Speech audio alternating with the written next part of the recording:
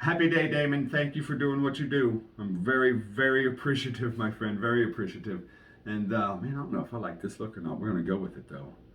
Absolutely gonna go with it. Okay, so here we go. And a very happy day, ladies and gentlemen. Tim Burgess with Maximizing Results with Think and Grow Rich. And today I want to talk about the chapter on faith. Now, I had that all mixed up. When I first saw this book and I saw that title to this chapter, I was like, oh my gosh, why am I in church and I'm not religion? And I'm not saying there's anything bad with that. That's not what I wanted the book for. And then I got to reading, and the faith he's talking about is the faith you and I get to develop in ourselves.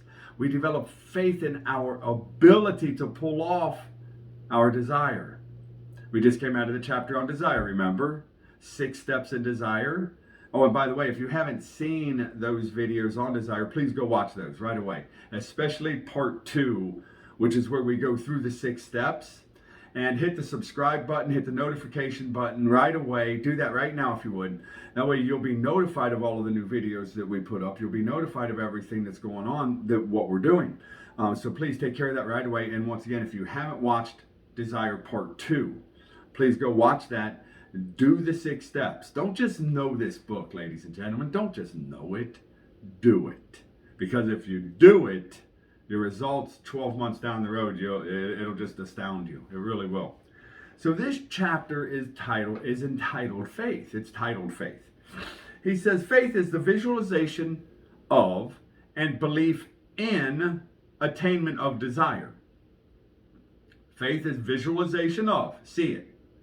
Visualization of and belief in attainment of desire. So this faith that he's talking about in this chapter isn't attached to the religion that I was, kind of forced to grow up with. Now, I'm not saying there's anything wrong with religion. Once again, I'm not saying there's anything wrong with that at all. But that's not what Napoleon Hill is talking about in this chapter. And it took me a while to differentiate this and get this thing right in my mind. So I want to help you do that right away. He says faith is the head chemist of the mind. He says when faith is blended with the vibration of thought, the subconscious mind instantly picks up the vibration, translates it into its spiritual equivalent, and then transmits it to infinite intelligence, as in the case of prayer. So we pray. I know people pray all the time, and I get it, man. I do too. But are we praying with the right vibration of thought? That's the question. Love and faith are psychic, related to the spiritual side of us. He talks about how the emotions of faith, love, and sex are the most powerful of the positive emotions. Well, right there he threw me a massive curveball when I started reading this book. He talked about the emotions of faith. I get that. That's an emotion, a feeling. The emotions of love. I get that. That's a feeling. And then the emotions of sex. I thought that was a physical act. Oh, the emotion of sex. Stay tuned. Hit the subscribe button. When we get to chapter 11, we'll really open your eyes around that subject. But let us please continue here on the chapter on faith. How to develop faith. This is the most interesting part of this book in this chapter, in my opinion. Because he says how to develop faith where faith does not already exist. How do we do that? See, ladies and gentlemen, you probably wrote down a pretty audacious goal. You probably wrote down something that, it certainly goes beyond just getting a new refrigerator. Or at least I hope. Okay, that's my desire for you. You wrote down something that's going to stretch you out. Well, in the beginning, when you first start, you probably don't have the faith in your own ability to do that. Now, in your mind, you might go, oh, I know I can do it. Okay, I'll ask you to do this then. Put your ego down. If you already knew how to do it, and you already had the faith that you could do it, and all that, you would have already done it. Okay, this is simple stuff. It's not hard. So he talks about how to develop faith where faith does not already exist. And he says this: there comes now a statement which will give a better understanding of the importance of the principle of let's start this over. There comes now a statement which will give a better understanding of the importance the principle of autosuggestion assumes in the transmutation of desire into its physical or monetary equivalent. Namely, faith is a state of mind which may be induced or created by affirmation or repeated instructions to the subconscious mind through the principle of autosuggestion. Right here, I'd like to let's give this autosuggestion principle a new name and call it self-suggestion on purpose by design. As we go through the book, I'll use that term more, and I firmly believe with every cell in my being that Napoleon Hill would change this and differentiate between self-suggestion and autosuggestion. See, we believe autosuggestion is what's going on in the background, whether you're thinking about it or not, man. We're always talking to ourselves about something. It's happening automatically. Self-suggestion is when you pick up your piece of paper that you wrote down from the 6 steps and you actually read it.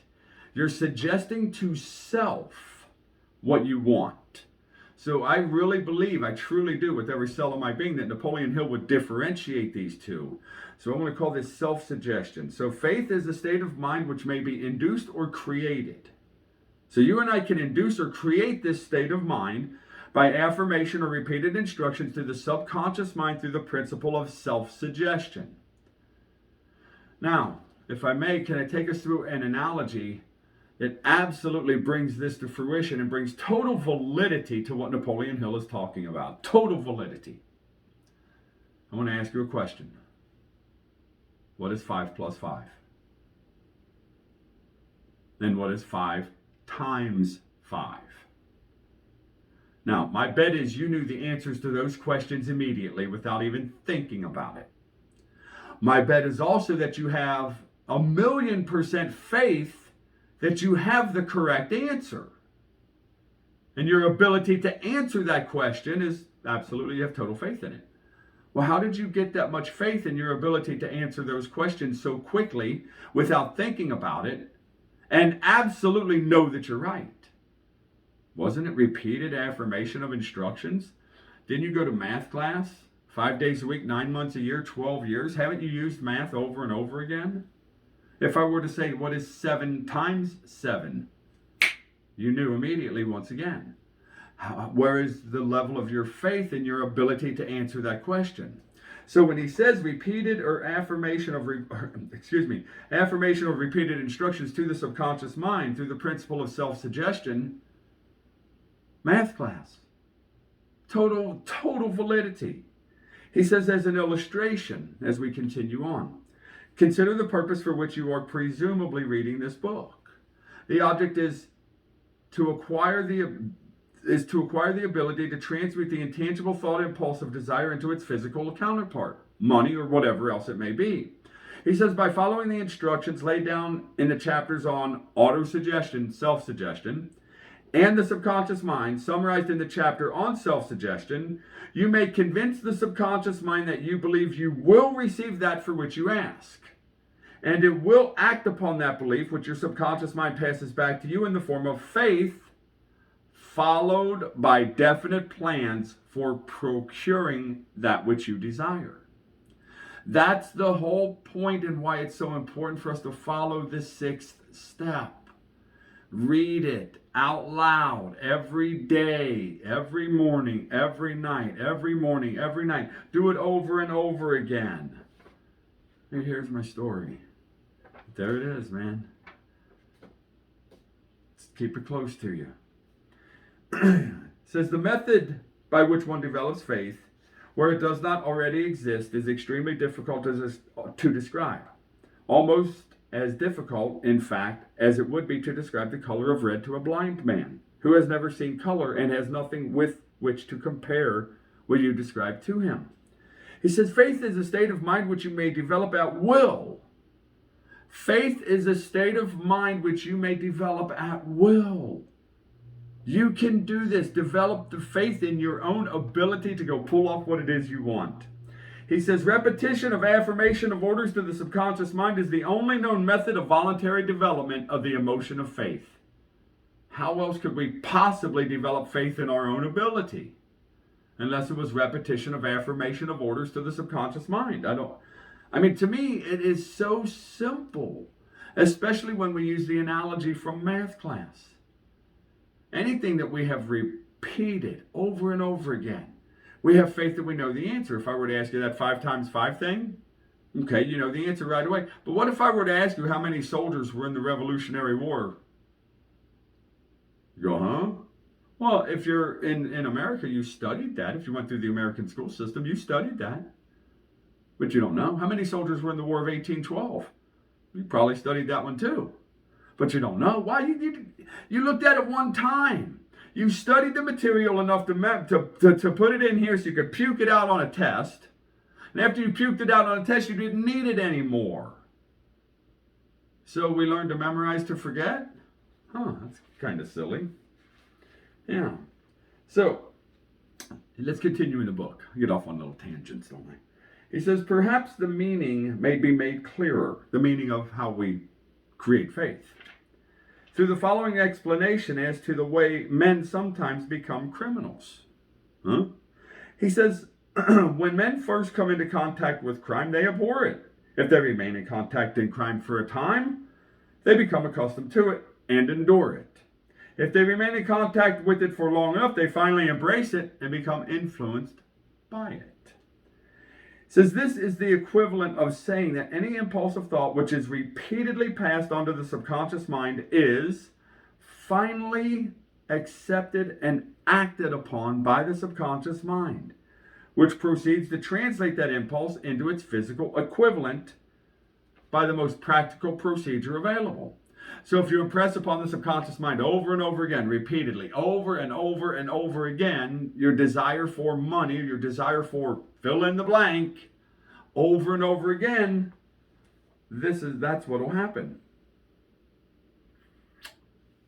The most practical procedure available will be brought to you. And you can't just sit around on your butt waiting for it. Wait a minute, I'm going to sit down and go, I'm just going to think my stuff. I'm going to think my stuff and I'm not going to do anything.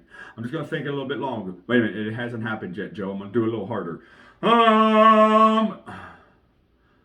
Oh, that's right. Inspired intelligent action has to come into play somewhere. So you can open up the pathway for infinite intelligence to bring you the message. However, then intelligent action must be taken. People take action every day. However, is it intelligent action to move them in the direction they truly want to go? It's not a hard question. It's not a difficult chapter. It's so simple when we stop and think about it. He says, in connection with this, consider again the statement, all thoughts which have been emotionalized and mixed with faith begin immediately to translate themselves into their physical equivalent or counterpart. You ever notice if somebody gets really worked up about something nasty and negative going on in life, nasty and they get all worked up, man, they're telling everybody about it, all worked up, nasty and negative, they have a flat tire. And you talk to them about the law of vibration, how they brought that to themselves. And I did not. I was not thinking of a flat tire. I didn't bring that to myself. Okay. I'm not here to argue with anybody, but it's pretty obvious what's happening. It depends. Anything that we emotionalize and give feeling to, we're bringing to ourselves. I mean, every success principle book on the planet has told us that. Whatever you believe, you bring upon yourself. And I know we've heard that. Those aren't the exact words, but that's what it says. It says the emotions or the feeling portion of thoughts are the factors which give thoughts vitality, life, and action. See, thoughts in and of themselves are nothing. He'll get into that too. The emotions of faith, love, and sex, when mixed with any thought impulse, give it greater action than any of these emotions can do by themselves.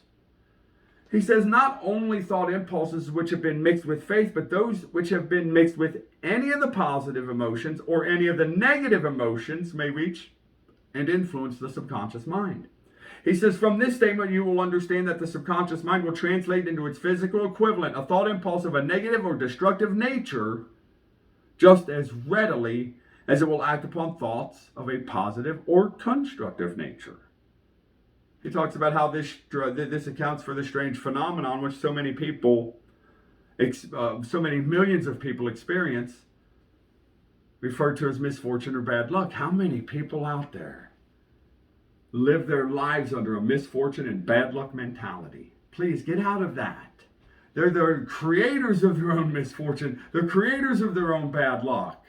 Make no mistake, folks, with this process, with this thought process, we are creating the very life we're living today, whether we know it or not. With the dominating thoughts that are in your conscious mind right here, that are impressed upon the subconscious that ultimately work through the body as a feeling and then into an action. It's the dominating thoughts on the mind that ultimately produce the results that we get. Now, there's a lot of arguments set up for that and everything else, but just follow this. If you'll just do this, do me a favor, just do what Napoleon is asking us to do until we can prove him wrong. And if we can't prove him wrong, then we might as well keep doing it. And I really believe that the only thing that you'll do is prove him right, if you'll follow his advice and do exactly what he's asking you to do. So remember the 6 steps. Step 1, what do you want? Step 2, what are you giving in return? Step 3, what's the time limit? Step 4, create a plan and begin at once whether you're ready or not. Step 5, write it all in a clear, concise statement. And step 6, read that statement out loud every morning when you get up and every evening before you go to bed. As you read, see and feel and believe yourself already in possession of that which you desire. See and feel and believe. Isn't that what he's telling us in this chapter as well? Then we develop faith in our own ability to bring the opportunities into our lives that we can take intelligent action on to produce the results we want. Ladies and gentlemen, this is not rocket science. This is simple stuff. We tie it all together and it's exactly how we learned math. It's no different. And you have 1,000,000% faith that you can answer the question, what is 5 times 5, or 7 times 7, or 10 times 10? And the only way you have that much faith is you repetitively impressed it upon your subconscious mind over and over and over and over and over and over again through the principle of self-suggestion. So what if we did that same concept, the same process with your goal? What would happen? Well, I think we all know what will happen. Do me a favor, push the subscribe button. Do that right away. Hit the like button. Share this video. You'll see us out on Facebook. Please go out and leave a comment. And we greatly appreciate you doing that. We'll have part 2 available in the next day or so. Please return and watch that video as well. This chapter and the next chapter and the previous chapter, desire, faith, self-suggestion. We're building the foundation of a phenomenal life that is just full of love and full of faith, full of passion, and it's total fulfillment. So push the button right away. As always, I want to thank Joe. Joe, thank you so much for doing what you do, my friend. Without Joe, we wouldn't be here today. So everybody say thanks to Joe. Thank you, Joe. And as always, ladies and gentlemen, today, this day, right now, we desire for this to be the very best day you've ever experienced in this game we call life. Yesterday doesn't matter. It's over. It's history. We can learn from it, but we can't do anything to change it. Tomorrow isn't here yet.